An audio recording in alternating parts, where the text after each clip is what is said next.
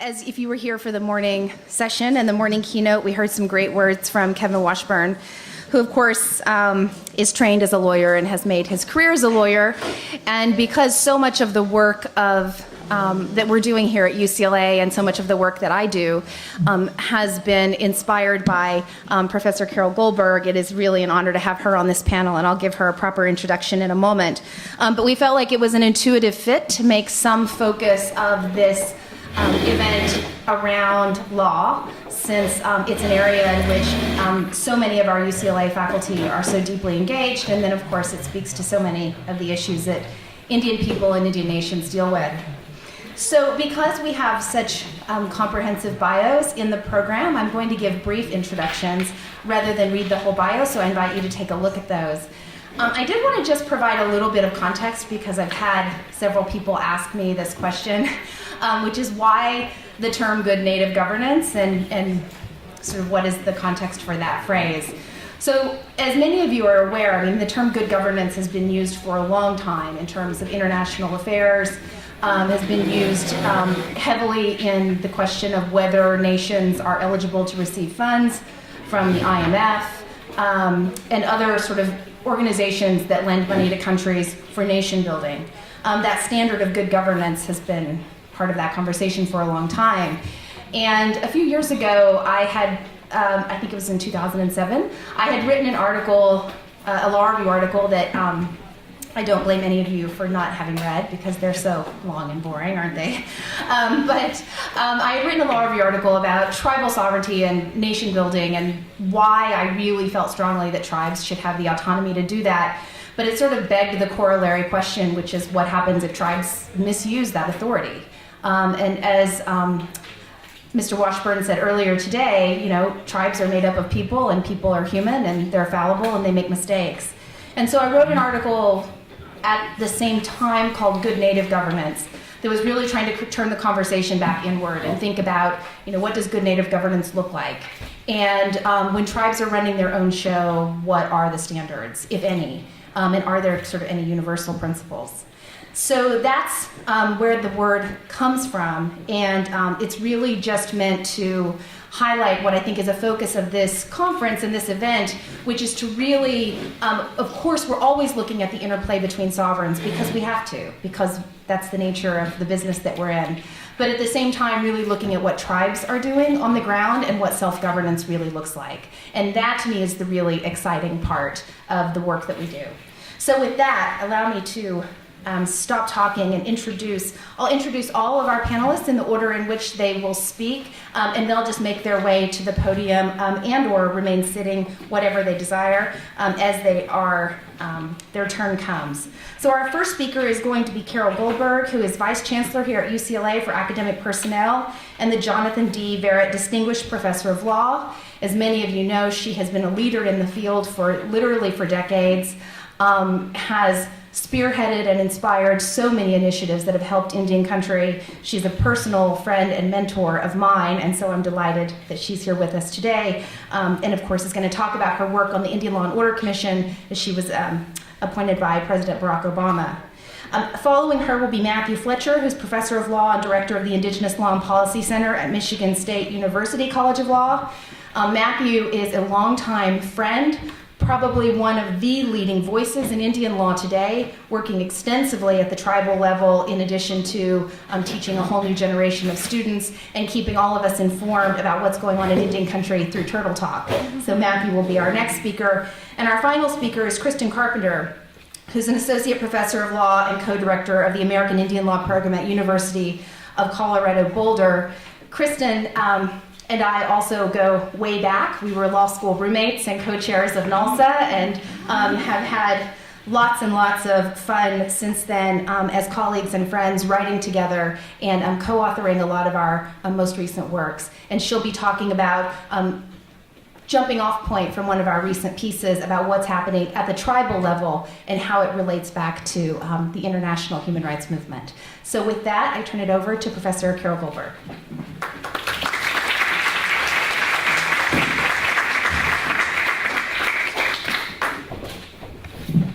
Thank you all very much. Thank you, Angela, for the beautiful introduction. I want to thank you and Randy Akey for organizing this wonderful event. And I want to recognize two special people here today in relation to the work I'm about to present. One is the individual from whom you just heard, Assistant Secretary Washburn, whose work in the area of criminal justice and tribal self-governance and self-determination has been very inspirational to the work of the Indian Law and Order Commission. And he really has written the definitive works on the ways in which criminal justice in particular has departed from otherwise strong policies within Indian country of self-determination and self-governance. So thank you for that inspiration, and he did testify before the commission. I also want to recognize someone else from whom you heard recently, the first questioner, Miriam Jorgensen, who worked as a consultant to the Indian Law and Order Commission and was very instrumental in developing the research and thought that went behind the report. So thank you very much, Miriam.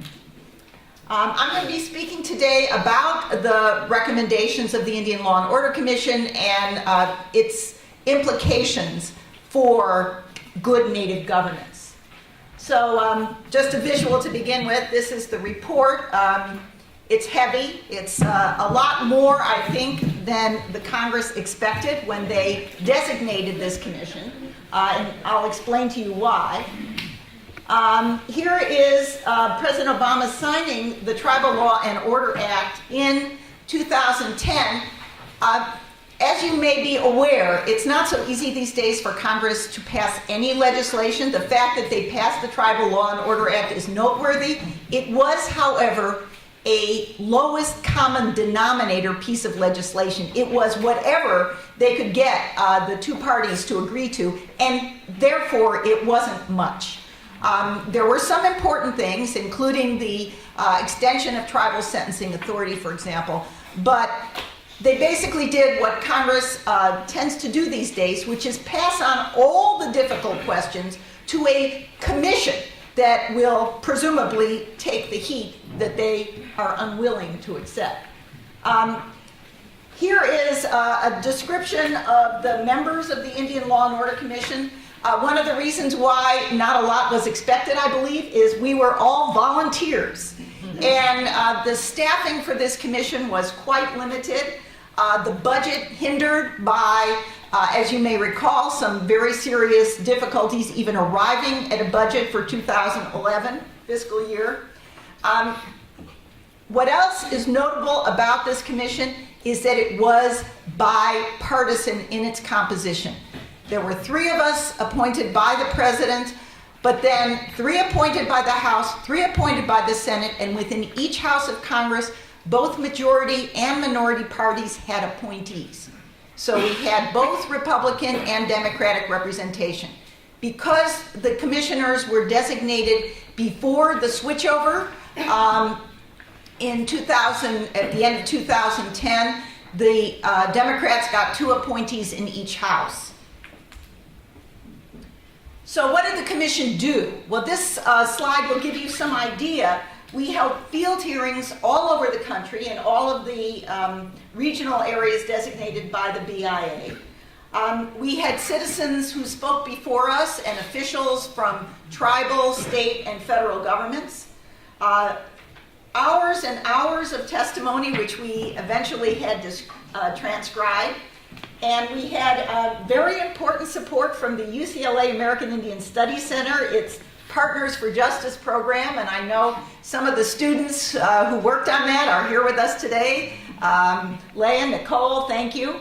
And at the end of the day, what we came up with is a remarkable document in today's political terms, for the simple reason that it is unanimous and bipartisan. What were the concerns that we heard throughout the period of these field hearings and taking of testimony?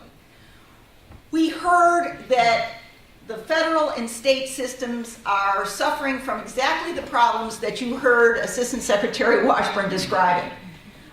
Criminal justice is not just managed by the federal government. In many states, such as California, Indian country criminal justice is managed by states.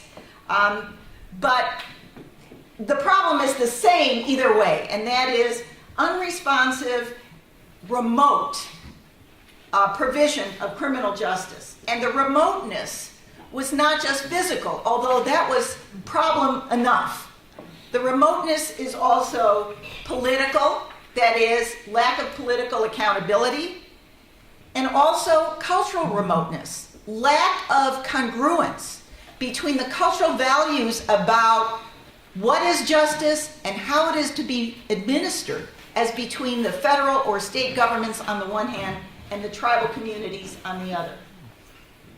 Another concern we heard persistently, that non-Indians are effectively outside of the law, that the complexity and the gaps in criminal justice law denies the possibility of holding non-Indians responsible for harmful behavior in Indian country, and that is a serious problem.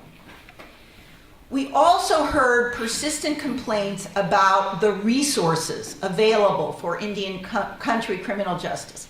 Not just that the quantity was inadequate, although that was problem enough. And we had a beautiful demonstration of what difference better funded resources could make when the Department of the Interior had its so-called surge of increasing the personnel for Indian country criminal justice in a small select number of tribes. And tribal communities could see the benefit of having staffing for criminal justice at levels that were closer to parity with non-Indian criminal justice systems. What they found is harmful behavior diminished. People were held accountable, were brought before the system, and were brought to justice in ways that they otherwise would not be. People felt safer. But not only was the amount of resources inadequate, the way resources are configured was dysfunctional. We have a system of funding criminal justice for Indian country that is divided. The two primary sources of funding, but not the only ones, are the Departments of the Interior and the Department of Justice.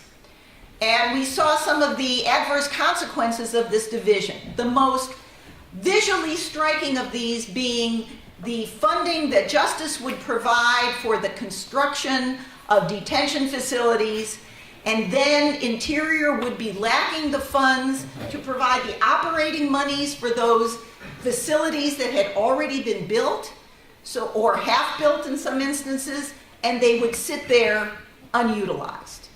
And that's just one example of lack of coordination. Now, the problem was not just that.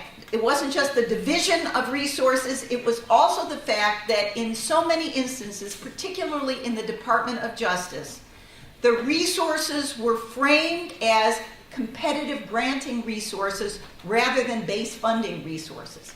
Interior tends more towards the base funding resources, Justice more towards the grant funding, and the grant funding was creating tremendous variation over time in the availability of resources. It pitted tribes in competition against one another. They couldn't predict from year to year whether the funds would be there, and it was not a very effective way to utilize money. And finally, I have to say that one of our realizations was that we have lodged criminal justice funding in probably the most expensive source of criminal justice in America, the federal court system. One of the things that Angela Riley didn't mention about my bio is that I also serve as a tribal appellate court justice for the Wallapai tribe in Arizona. And I am 100% confident that we can deliver appellate justice at a cost far below the Ninth Circuit, let alone the U.S. Supreme Court. So there were many ways in which resources were not well used as well as insufficient. In terms of intergovernmental cooperation, what we saw was that when it works very, very well. And when it doesn't work, tribes are at a loss, and there's no consistent way to be assured that tribes will have the cooperation they need. Sometimes it's variation in state laws. We saw the state of Arizona allows tribal police who are certified by the state to participate in the state pension system. And we saw the ugly, places where tribes are divided in their territory among 3 or 4 different counties, some of which are willing to cooperate, sometimes, depending on where the political winds are blowing, and other counties would never even conceive of the possibility. And finally, a persistent concern we heard was that tribal juveniles were being mistreated in federal and state systems. As you may know, when non-public law 280 jurisdictions have juveniles who are charged with offenses or are brought before the juvenile justice system in the federal courts, there is really no system in place to deal with them at all. Indian country juveniles are by far the most prevalent in the federal criminal justice system, and it has no place for them. Juveniles wind up being in placements far from home. They wind up in placements that aren't suited for juveniles, and it is a very unfortunate system that fails to take into account the fact that these youth themselves are the most vulnerable in our nation. And we saw the statistics about suicide rates. We saw the statistics about intergenerational trauma, levels of PTSD that are like returning war veterans from Iraq and Afghanistan. These youth need help, and instead what they're getting is extremely unsuitable treatment. What was our goal? Our goal was basically to try to redress the situation that you heard from Assistant Secretary Washburn about. The idea that we can move criminal justice from federal control to tribal control was the guiding principle. Now, closely connected to that was the notion that this must be a tribal decision. It would be some perversion for a federal commission to tell tribes that taking control is what they must do. But having the option to take control at their determination is what this commission recommends.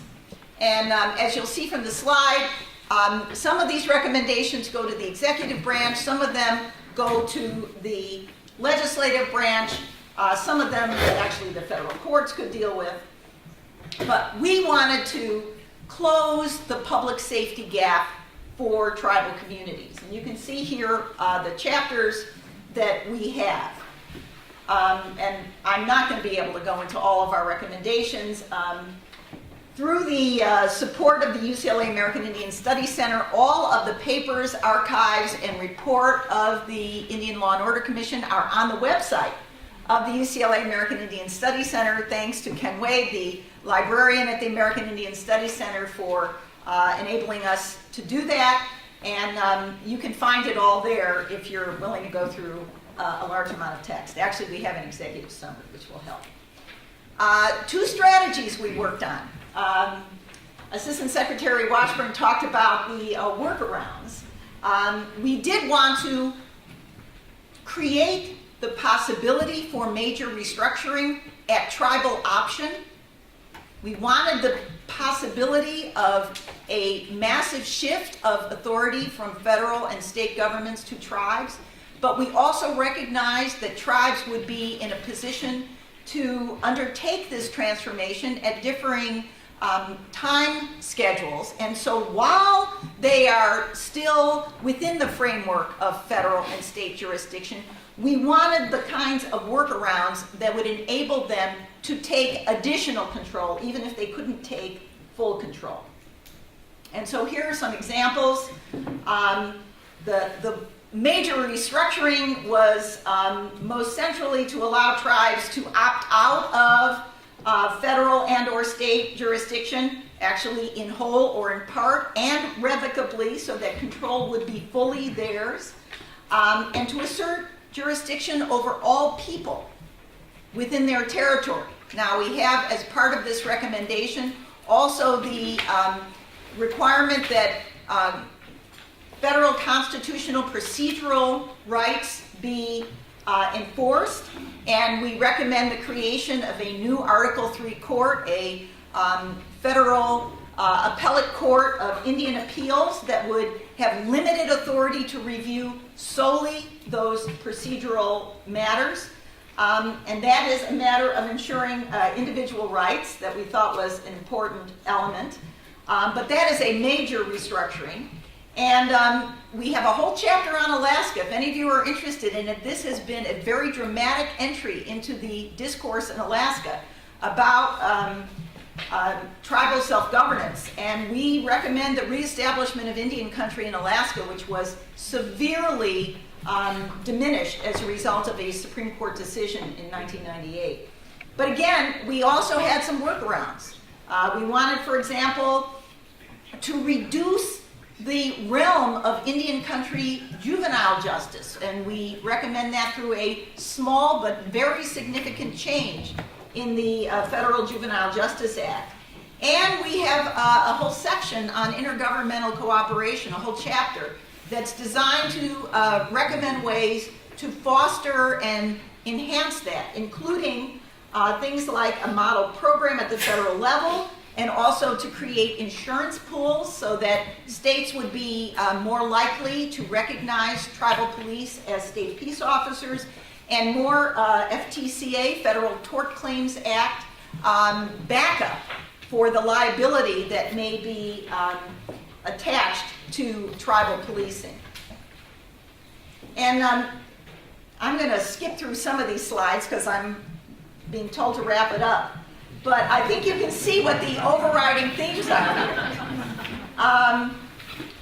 And it's more control, either by having exclusive jurisdiction, getting the federal and state governments out of the business, or through intergovernmental cooperation to establish parity of resources and to respect the rights of criminal defendants. And let me get to the last slide here, because I wanted to just say a few words about implications for good native governance, and that is, with more control comes more accountability, and you heard about that from our keynote speaker, that funds should follow jurisdiction. We're very, very mindful as a bipartisan group that increased funding these days is not easy to come by. But we believe that if the funds follow the jurisdiction, and if I'm right about how much less tribal justice will cost than federal or even state justice, there will be some additional resources available. And finally, that federal constitutional rights should be protected. We heard this from many, many tribal community members testifying before us throughout Indian country. Does that mean that tribal justice must become a lower cost imitation of federal and state justice? No, it does not. We have seen so many innovative alternatives to adversarial punitive justice come out of tribal communities and tribal cultures. There are ways to do that consistent with protecting constitutional rights. And the one word that the criminal procedure people will acknowledge here is waiver. If we have proper representation for defendants before tribal justice systems, and they can make an informed, knowledgeable decision to waive out of the adversarial process and into a peacemaking or a wellness or some other alternative process, constitutional rights will be fully protected. So I'm eager to hear any questions you may have later, and I thank you for listening.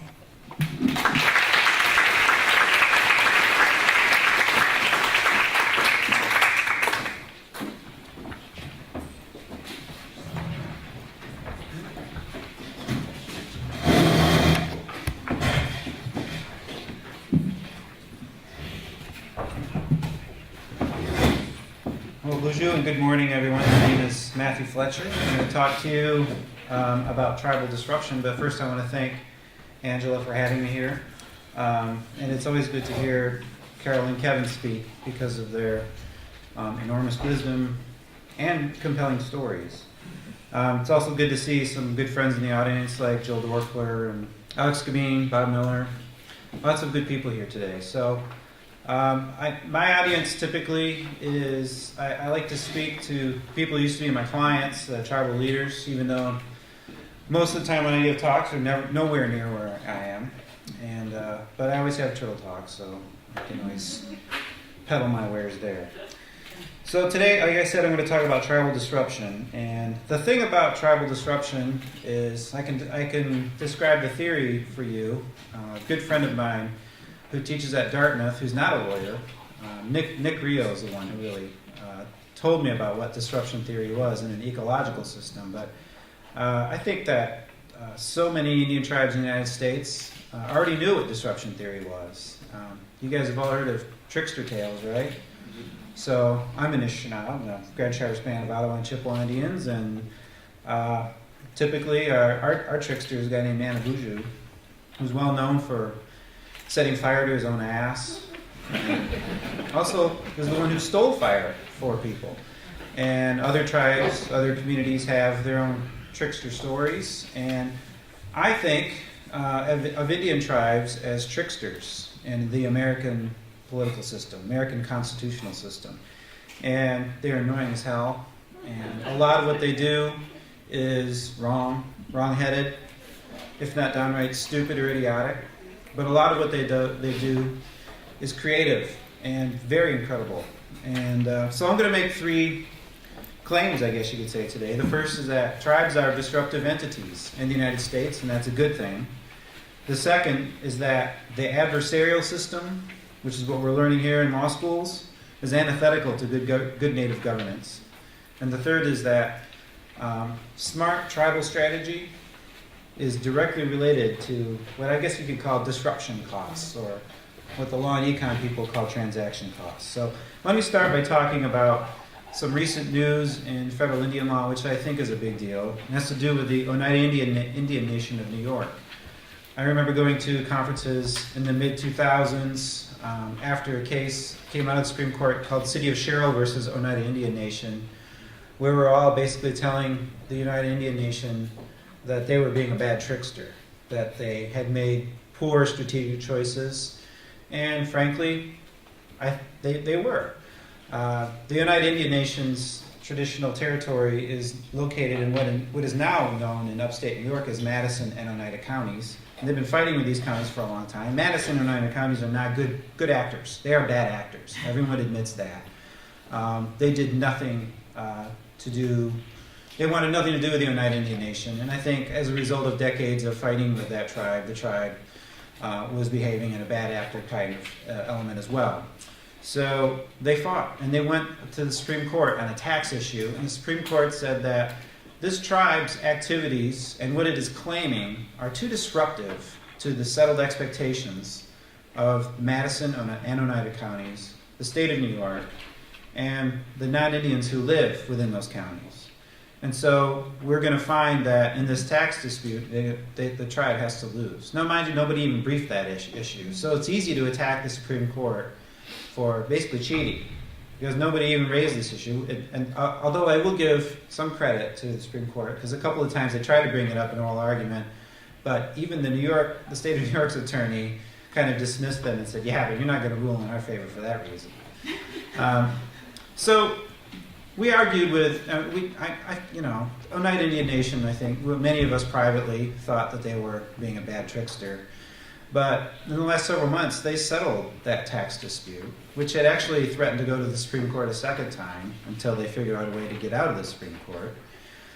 They settled that. They settled some land claims that they had. They settled the fact that they had tried to do the right thing, which was to go to the Interior Department and take some of that land into trust that they had purchased, and also settled a gaming compact dispute, or potential gaming compact dispute with the state of New York. And they did it all in one big settlement agreement, a whole bunch of lawsuits that are pending, or even have been dismissed against the Oneida Indian Nation are suddenly settled. And this week, the federal district court approved that settlement.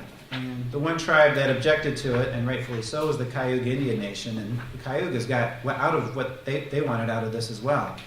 So it seems like everybody's happy. Now, the real question is, since their land claim was dismissed by the Second Circuit, the tax dispute was rejected by the Supreme Court on one theory and was about to be rejected on a second theory.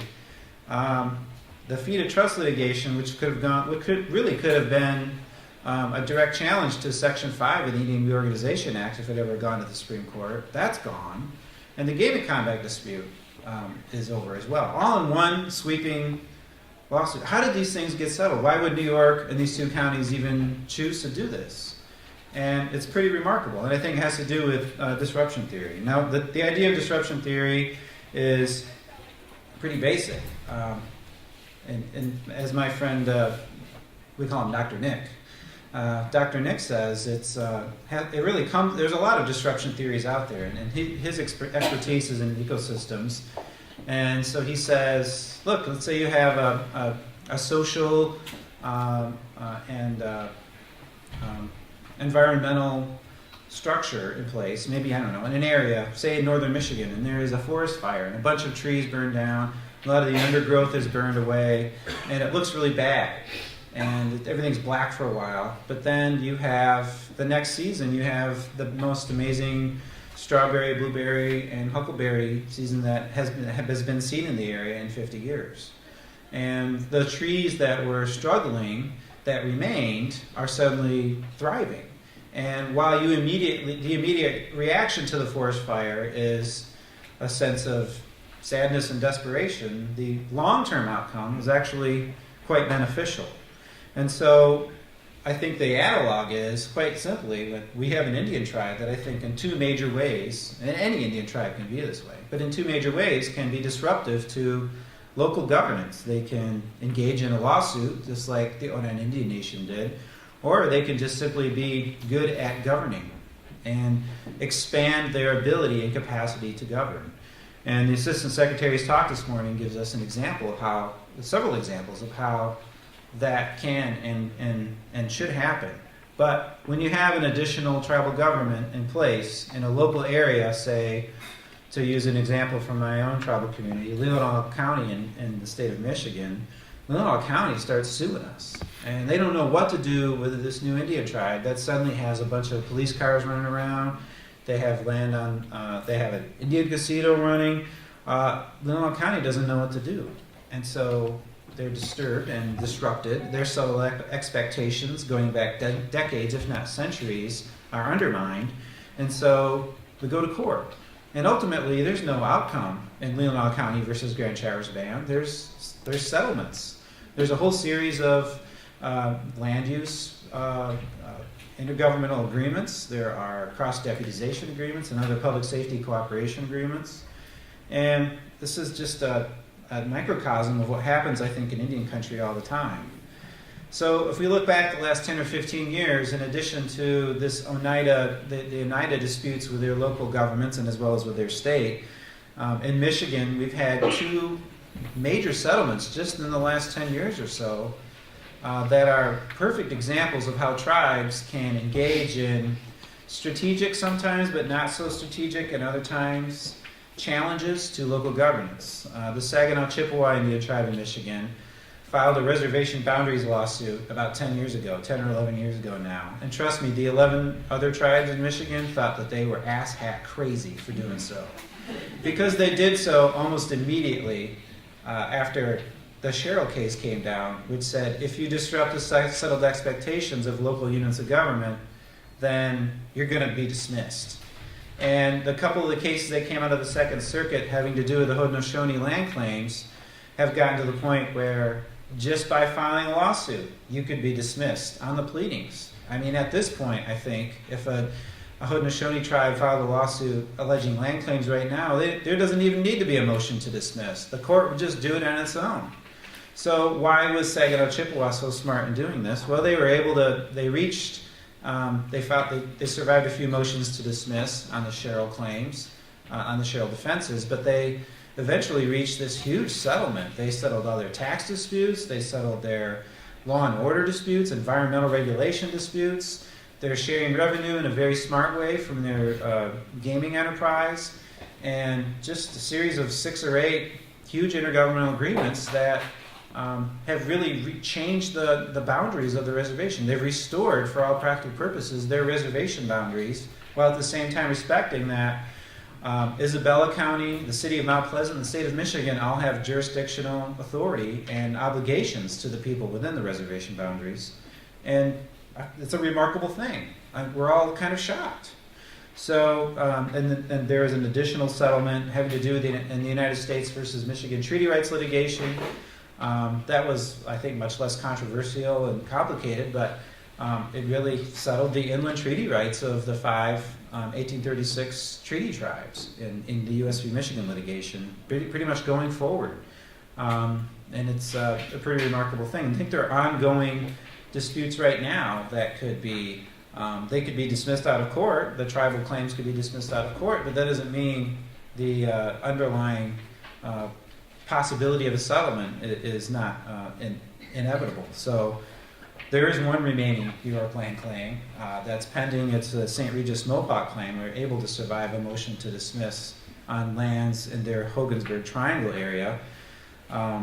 There is a claim having to do with the Wind River Reservation and whether or not the tribe can act as a state under the Clean Air Act. And the EPA was in favor of it. The state is opposed.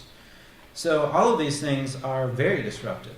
And sometimes you have pretty vituperative responses to tribal claims. So this brings me to the second issue, which is I will bring up in the context of the state of Michigan versus Bay Mills Indian Community, which is a case pending before the Supreme Court right now. That this is my second claim. The problem with Indian claims is the adversarial system, that there is this winner-take-all issue. And as far as I can tell, in probably 90-95% of cases where the tribes win, and mind you, tribes only win between 10 and 20% of the time, I would imagine. It doesn't really end this dispute. All it does is force the state, the counties, local private property owners to the table to negotiate some sort of settlement. But when a tribe loses, the state, county, local private property owners, etc., they don't have to do anything.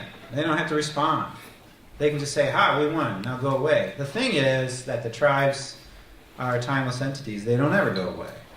So let's look at the Bay Mills dispute and tribal disruption theory. And it's not a perfect fit. I'm still thinking about it, but I would love your comments. So let's say the Bay Mills Indian Community wins this case. What do they win? Well, they win the right to next face down the federal government, which can then shut them down. Mind you, the federal government has basically stayed out of this case for all practical purposes.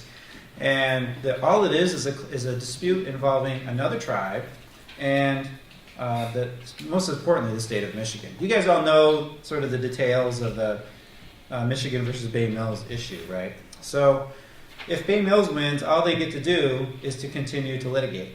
Now, if the state wins, then the state really doesn't win either. The tribe will still, and could still potentially try other avenues to open up a casino somewhere downstate. Bay Mills is an Upper Peninsula non-gaming market area. They want to open up downstate where all the people are, where all the gaming market is. So no matter what happens in Michigan versus Bay Mills, nothing will be resolved. Absolutely nothing. The Supreme Court is in an adversarial system. This is the only structure that they can possibly deal with and understand. Probably doesn't realize that they're resolving virtually nothing. Even if they issued a wide range of affirming a decision affirming tribal sovereignty, or one that's strongly rejecting it in a lot of conceivable ways, it doesn't resolve the underlying claims.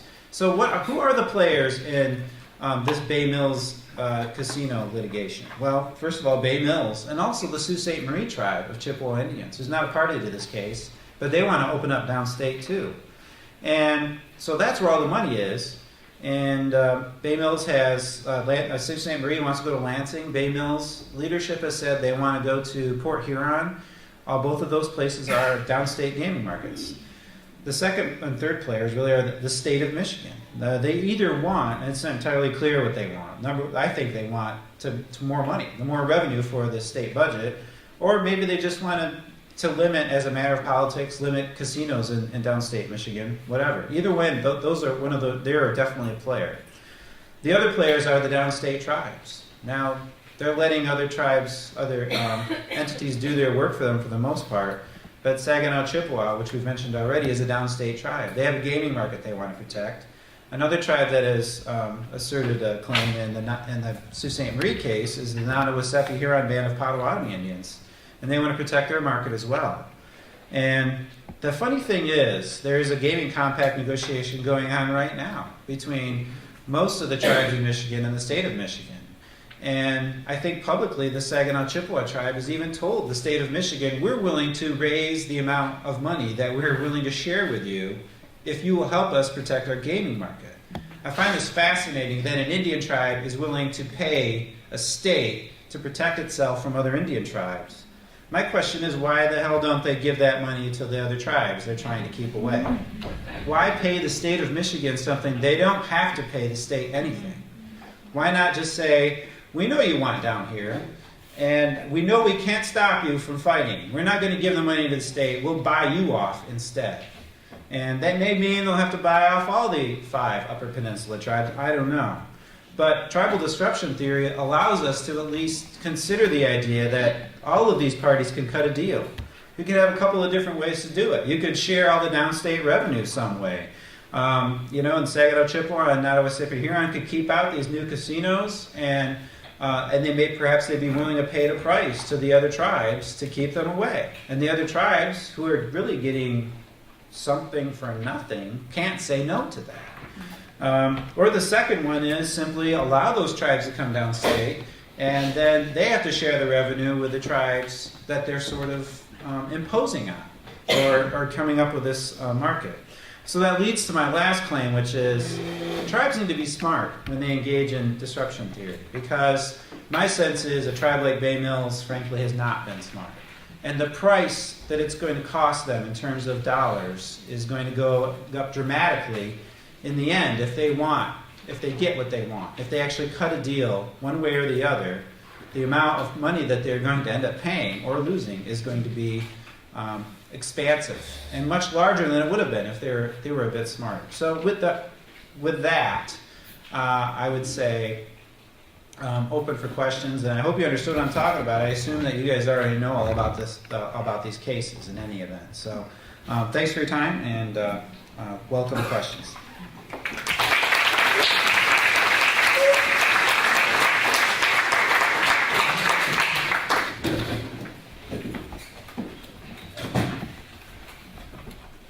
Thank you. It's always a pleasure, but somewhat daunting, to follow Carole and Matthew. But it's also a real pleasure to share the panel with them, as well as my frequent co-author and friend, Angela Riley. And I did want to pause at the moment of this conference and acknowledge the extent to which she has shown intellectual leadership over the years in just this area. So, of course, tribal governments have been involved for a very long time in thinking about relationships with their members on the ground in Indian country. But legal scholars and other scholars haven't, for a long time, been as deeply concerned with those questions. And Angela early on noted that questions of tribal governance, the obligations that tribal governments owe their members, deserve to be theorized alongside broader trends in domestic and international law. And of course, she's too modest to say it, but her work has really started a serious theoretical engagement and dialogue around those issues. And she's pushed many of us, including me, further in those directions. Along those lines, what I'd like to share with you is some of our work and our most recent article called Indigenous Peoples and the Jurisgenerative Moment in Human Rights. Move the mic down. And the upside, again, of sharing the panel with Angela is that if you ask any hard questions, I can refer them to her because she's right here.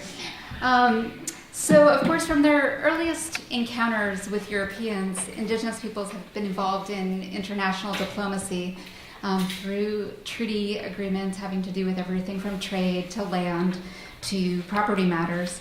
And for much of that time, there's been vigorous debate about whether international law serves as a sword or a shield for Indigenous peoples, with opinions like Johnson versus McIntosh famously revealing a degree of both elements. In modern times, what we see is the emergence of an important phenomenon, and that is Indigenous peoples' demand to be treated as subjects rather than objects of international law.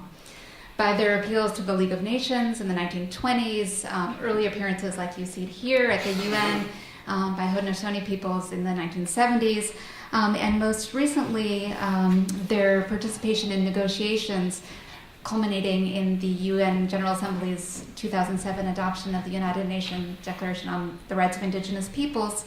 Indigenous peoples have become participants in what Helen Stacey calls the human rights culture.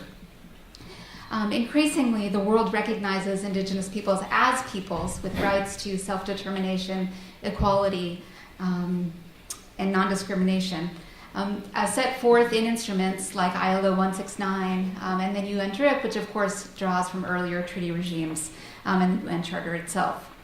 But there are criticisms of international human rights, including in the Indigenous peoples context, namely that it's difficult to implement, ill-equipped to address in any tangible way the struggles that Indigenous peoples face when they live in oppressive state regimes or when they're facing oppression by their own communities.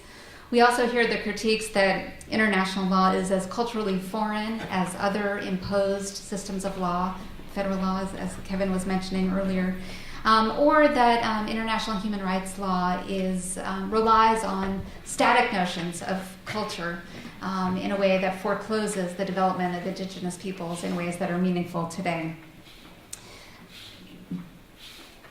We hear and acknowledge all of those critiques in our work, but we also contend that at this early stage in the development of the Indigenous peoples movement, it may be possible that the critiques are underdeveloped and not observing or accounting for contemporary trends and examples that we see right before our eyes. To begin to capture and describe these tensions, we turn in our article to the work of Bob Cover, who in his famous article, Nomos, a Narrative, described and identified what he described as Paideia communities, the Amish, Mennonite, Orthodox Jews who live their commitments to a sacred narrative, a culture, or a religion so deeply that in the very acts of living their daily lives, they are generating law. They're juris generative. For Indian people, this description of the relationship between life and law, between narrative and law, seems apt and intuitive to us. We know that Indigenous peoples deeply integrate law, religion, culture, ways of life. It's even perhaps recognized to some extent in federal law, to the extent that it recognizes tribal sovereignty, the right of reservation Indians to make their own laws and be governed by them. The challenge in contemporary times, of course, is that for tribal governments to empower the freedom and potential of their members, they must also engage in a process of decolonization, or the attempt to acknowledge and disentangle the many ways in which federal law has oppressed tribes, from outlawing their religions and languages to diminishing jurisdiction, taking Indian property, and even taking Indian children still. What we argue is that international human rights law, for all of its challenges, also reflects Indigenous participation and Indigenous values in a way that gives it a role in helping Indigenous peoples uncover and revitalize the norms and traditions that will empower self-determination going forward. To some extent, this point draws generally from international legal process. Even treaties in the international system are not self-executing and require domestic enabling legislation to make them effective. And so international law and legal change is necessarily, as Judith Resnick calls it, a multiple site engagement project. What is transformative, we think, in the Indigenous context is that Indigenous values and norms are clearly ascendant in this series of exchanges. Consider just a few examples. In our very long, but hopefully not boring article, we offer zillions of examples, but I'll start with just a few. In 2001, the Inter-American Commission on Human Rights held that the state of Nicaragua was obligated to recognize the property rights of the Awas-Timi people based on their own customary land use and tenure patterns, and ordered the state to engage in national legal reform to recognize those rights. In 2007, as we said, it was after 25 years of advocacy by Indigenous peoples and their allies that the UN General Assembly adopted the UN DRIP, with this recognition of Indigenous values and concerns in a number of areas, individual and collective rights to self-determination, equality, property, family, education, religion, and so on. Today, a number of tribes have adopted the UN DRIP as a matter of their own tribal law, or they're otherwise using it in their advocacy and as a tool for reflection and self-government. So what we see and describe as the jurisgenerative moment in human rights is not the imposition of far-off laws created by well-meaning diplomats in Geneva, but rather a mutually constitutive and participatory dynamic in which Indigenous peoples are deeply involved in the assertion of their own norms and values in multiple forums that impact one another towards self-determination. To the extent that this still sounds rather abstract, I'll offer a couple of examples in more detail. For many years now, Indigenous women, as you know, have been involved in advocacy to address violence against women. And Carole shared with us, and Kevin did too, some of the fruits of those efforts through the passage of the Tribal Law and Order Act and the VAWA 2013 reauthorization. One aspect of this story is the relationship between advocacy, thank you, in tribal, national, and international forums. There are probably versions of this story occurring in tribal communities across the country, but the one I wish to tell here concerns the Eastern Band of Cherokees. Some years ago, women in the Eastern Band formed a nonprofit called Clan Star Inc. to address violence against women in their community and around the world. Here you see Terry Henry, who's an Eastern Band elected council member, and who has also served as co-chair of NCAI's task force on violence against women. And she herself is a force to be reckoned with for anyone who knows her. And she has worked personally on tribal legislation, national legislation, and international advocacy regarding violence against Indigenous women.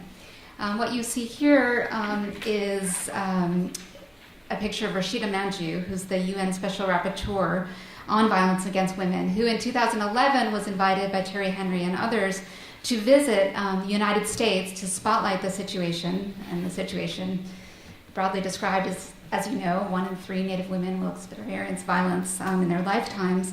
And she invited Rashida Manjoo to come to the United States and to visit the Eastern Band of Cherokees in particular. The Special Rapporteur's visit to the Eastern Band I think offers us a window into what we see as some of the elements of the jurisgenerative moment in Indigenous human rights in a way of making this less abstract. I'll share with you some elements of her visit and how it can contextualize this discussion. So on her agenda for the visit, the very first item was a study of the Eastern Band of Cherokee's clan law and traditional governing system. And the way in which, in particular, Cherokee traditional law and culture had historically worked to protect women from violence. Of course, we often hear that violence against women is not traditional, but we know the statistics at the same time. So we're challenged with trying to understand what that means and how we got to where we are today. The Cherokee culture, as that presentation described, was matrilineal, matrilocal, one where women owned their homes. In their fields, women and children lived in extended families with parents and siblings rather than in the isolation of nuclear families.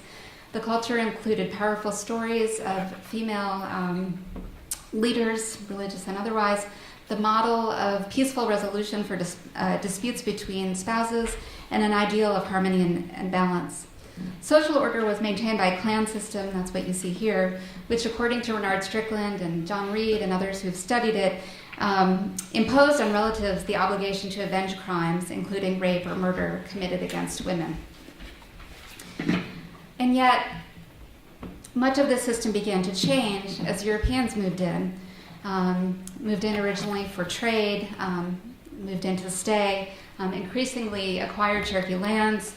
This is a series of dozens of treaty negotiations by which the Cherokee land base eroded. And as Theodore Perdue has argued, and she's probably the leading classic scholar on Cherokee women's history, the enormous changes occurring through the process of conquest and colonization had impacts on Cherokee women's lives. So the division of labor and property changed. The religious norms changed. Women were encouraged to leave the fields where they had control over sustenance to engage in sewing and weaving. The Cherokee national government was ascendant, which diminished to some extent the role of the clans and the village, the town leadership. And eventually, the Cherokee national government adopted a constitution and abolished the clan law. New work by Taya Miles, who looks particularly at the Cherokee Nation and slavery.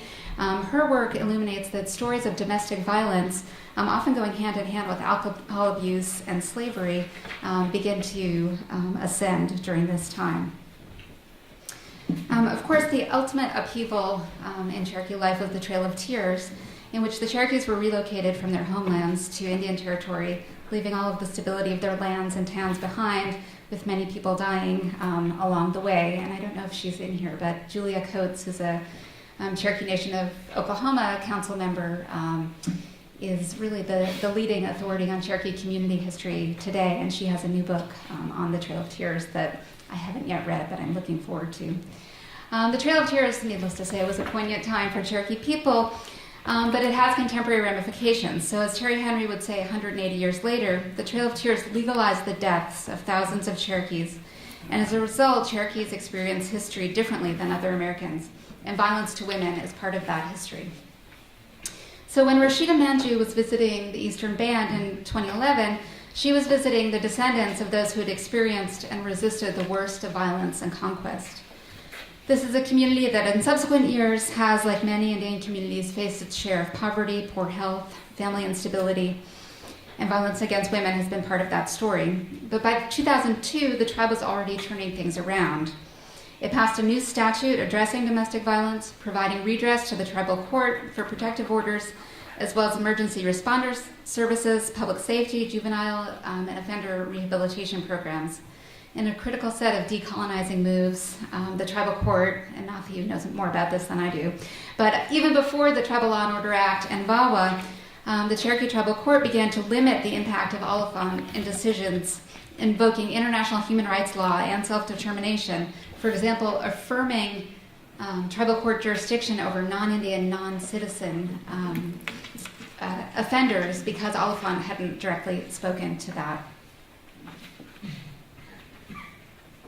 At the same time, as I suggested earlier, members of that community were participating in the national conversation, the national dialogue and coalition building among Indigenous women that ultimately led to the Tribal Law and Order Act and led it to extend sentencing authority through concurrent or subsequent sentences. And the Eastern Band court has already been using that authority to hand down increasingly stiff sentences in cases involving violence against women. Under VAWA, do I have this on the slide? Yes, as you know, and I think Kevin mentioned, a number of tribes are now able to, are participating in a pilot program to exercise limited jurisdiction over non-Indian offenders in intimate partner violence settings. So, in the spirit of good Native governance, here are some pictures of the UN Special Rapporteur with Terry Henry touring the Eastern Band's programs that address violence against women. She had the chance to meet and honor everybody from young Eastern Band Cherokee girls to the women who answer the phones at the domestic violence hotline, to see the tribal court and its new and other new facilities for community health. And I think the reflective process of her visit is as illuminating as anything else. So as Terry Henry said, when the UN Special Rapporteur visited the community, the response at the Eastern Band isn't perfect, but it acknowledges violence against women as a crime. It treats it holistically by law enforcement methods as well as helping families to recover. And it also connects the struggle of women there to the struggle of women worldwide. So as Henry said, while legal reform takes years or even decades, Indigenous women must get together as tribal relatives to help find additional ways to protect women. And while acknowledging the distinctly Cherokee traditions of protecting women, Henry also said that in contemporary circumstances, Eastern Band women have come to understand that it is as tribal citizens that they have the right to be protected from violence by their tribal governments. A second example, and then I'll close. And there may be some of you in the room who are familiar with this one and can correct me if I've gotten any of it wrong. In 2006, the Navajo Nation Council formed the Navajo Nation Human Rights Commission to address discrimination against Navajo people on and off reservation by unspecified actors. So it could be by the tribal government itself, it could be by local municipalities, by state, federal, and other actors, and to seek redress by any of those governments. Thank you. The authorizing documents of the Navajo Nation Human Rights Commission invoke principles of the United Nations Declaration on the Rights of Indigenous Peoples, so self-determination and so on, as well as Navajo values, and of course the language is all in Navajo, but they translate to being resilient, disciplined, and maintaining peaceful relationships with all of mankind. I'll describe just a few activities of the Navajo Nation Human Rights Commission in closing, and I think they suggest where potentially the future of the Indigenous people's human rights movement is going. So in one of its opening moves, the Navajo Nation Human Rights Commission issued a report on race relations, taking testimony in border towns of horrible incidents and forms of violence occurring against Navajos. But it began the report by referencing Navajo norms on speech and relatedness, the glue that holds people together. It also then situated these experiences of violence in discrimination, homelessness, and other dislocations that Navajo people have experienced through the process of conquest and colonization. It then moved forward to some remedial measures, including memoranda of understanding with municipalities as well as the Department of Justice to address violence in border towns. In another emphatic move, the NNHRC reviewed proposed legislation by Senator John Kyle that was supported by the Navajo Nation president to settle longstanding Navajo Hopi water claims on the Little Colorado River. There was a lot of momentum behind this, but from some grassroots advocates, it failed to reserve enough water for grazing, had undesirable benefits for the Navajo generating station, and hadn't fully been vetted within the community. So the Navajo Nation Human Rights Commission took up this position, and in a powerful statement, it invoked the UN DRIP, its particular provisions on water, on natural resources, on free, prior, and informed consent, but it also retold portions of the Navajo creation story. It described the role of clans and ceremonies as they relate to water, and vice versa. The statement of the Navajo Human Rights Commission prompted the Navajo Nation Council to then vote against the legislation 15-6, and that essentially killed it. So there, the Navajo Human Rights Commission acted to empower grassroots voices against perhaps some powerful interests, economic, tribal government, federal government, that might have been aligned otherwise to suppress human rights. In my closing slide here, I'll just tell two super quick stories. So you see on the right the San Francisco Peaks. As you may well know, the U.S. Forest Service has authorized the use of treated sewage effluent in snowmaking on the peaks. For the Navajo people and other tribes, this is deeply offensive. It's a sacred site, a place that figures into the creation story. On the top, you'll see protesters, and just barely inscribed on the flag, protect human rights. The idea here is, I think, the concept of sacred sites, religion, ceremonies as human rights issues has deeply permeated the consciousness of tribal people who are asserting those rights in multiple fora. Working with the Dene Medicine Men's Association, the Navajo Nation Human Rights Commission petitioned UN Special Rapporteur Jim Anaya on this issue. He then referenced the issue in his country report on the U.S., in a statement that identifies the peaks not only by reference to the UN DRIP, but also Navajo fundamental law describing the peaks as a living nation. Finally, just that last month, the Navajo Human Rights Commission held hearings on gender issues at the Shiprock Chapter House. You'll see the flyer here. And it heard testimony on everything from gender discrimination at a coal company operating on the reservation to the difficulties of being queer or transgendered on the reservation, and has begun to contemplate changes that might need to be made so that every person in that community has their issues addressed.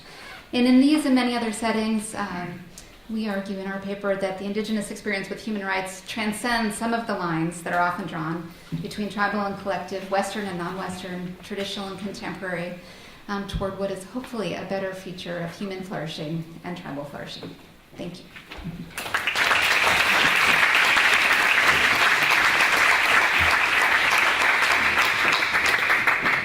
Thank you to all the panelists. I think we have time for a couple of questions.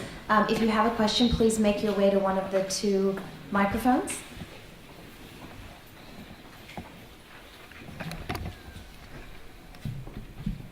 This is, I think, directed at Matt. Hi, I'm Dick Todd. We've talked on the phone, haven't met really, but you value clearly the risky but creative disruptiveness that's possible when tribes act on their own, and that you also, I think, suggest that there are times when tribes might want to act more as a coalition, even with some monetary side payments if necessary, to act on a broader front that might, be collectively better. What do you see as, barriers to realizing that, or what could be done to make it easier for that broader coalition to act as a group for a broader benefit? Well, the small answer is that tribal leaders are, many of them don't think with a big picture in mind, and so that they don't communicate with each other as well as they should. And I think tribal attorneys are, they take our classes and they learn here's the doctrine, but they don't learn things about negotiation, and they don't learn about business as much as they should, and they don't learn about how systems work. They're not political theorists. So, and with Indian tribes, I think I'm starting to realize, I think tribal attorneys need to be political theorists. The big picture, the big answer is, and anybody's welcome to disagree with me, that tribal leaders standing for regular election is an American system, and it's absolutely failing Indian country in every conceivable way. Tribal leaders tend to care about becoming reelected. So if you're a tribal leader at Bay Mills and you have people talking about waiving sovereign immunity and litigating a case on the merits, the tribal leader is not going to get reelected by advocating a position like that. So there's no way they'll ever do it. And so they didn't. And what that means is, traditionally with Anishinaabe communities, tribal leadership, Indian leadership wasn't based on, you have the biggest family and get reelected every 4 years. It was based on who had skills, who had persuasive ability, who had, and you were a leader as long as you were effective. And it could be 6 months, it could be 6 days, it could be 6 years, it could be just for a one-time only transaction. Now we've lost all of that, and it's a function of the Indian Reorganization Act. It's a function of just being taught. Every Indian kid is taught about the American government, if they go to school, public school. So that's what they learn as the model, and we need to rethink those models. Thanks. Oh, thank you. I had a question for Kristen. So thank you for a great presentation. But I'm wondering if in your guys' paper you interrogate or critically respond to this idea of human rights versus other people's rights or other beings' rights, and sort of what happens when you have tribes adopting the language of human rights and sort of elevating the status of human beings over other things. And so taking the example of your last example of sacred sites, saying it's really a human rights issue and that allows people to sort of access it, rather than saying how do you talk about the fact that it's sort of about more than human beings in that situation. And do you talk a little bit about things that are happening in areas where people are kind of not rejecting but critically analyzing this idea of human rights? Thank you. Is this on? I'm a law professor. I can talk loud anyway, but no, that's such a good question. And yes, we do address this issue. I mean, starting with the San Francisco Peaks example, in the reference to the Navajo Nation Code, in its statement, right, the Navajo Nation Human Rights Commission cites to this incredibly evocative description of the San Francisco Peaks as a living being, and the Navajo people having obligations to it. I think that, as you're suggesting, is one of those instances where rights and obligations, and probably more meaningfully, relationships transcend the human and non-human world.